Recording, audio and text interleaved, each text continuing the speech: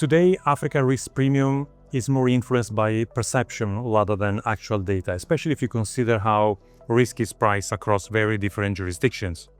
If you take a step back, Africa is often treated as a single risk bucket, while in reality, the dispersion of risk can be very wide, not only between two countries in the region, but also between two assets within the same countries. If we look at data and companies that can process data, they are able then to understand the operational risk and price it in the right way. And with data, I mean production uptime, export frequency, cash flow resilience.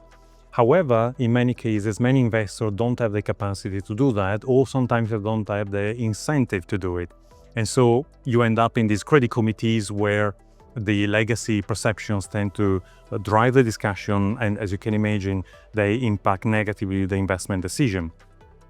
An important variable that needs to be considered, often underestimated, is stability. Stability, I mean, fiscal framework needs to be stable, regulatory direction needs to be clear, enforcement of contract.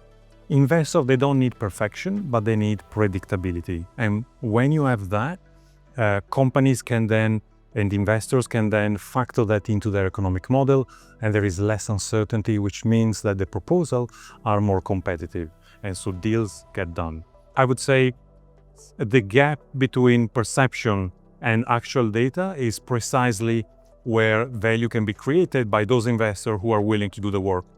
The mix of financiers has changed quite a lot over the last few years.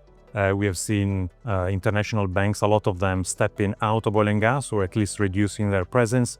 Also the equity investors, especially for small and mid-cap producers, that has also reduced, and that created a structural gap in the market, in the credit market. So we have seen a sort of new, let's call it ecosystem of investors that are replacing traditional banks. And with that, we see traders certainly taking the lead. We see development financial institutions, regional banks, and private capital.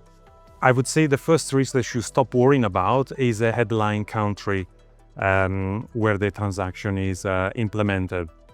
Country risk is certainly important, but we believe that the key driver of success in the Africa oil and gas are more linked to the quality of the asset, the capacity and capabilities of the operator, the optionality in exporting and evacuating the hydrocarbons, and how contracts are structured, rather than the flag on the map.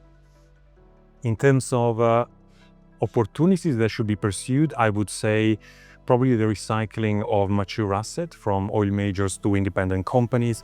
We have seen quite a few already, and we see more coming into the market. And most of them have been great transactions, both for the sponsors, those that acquire these assets, but also for the financiers who have enjoyed positive transaction and are willing to do more.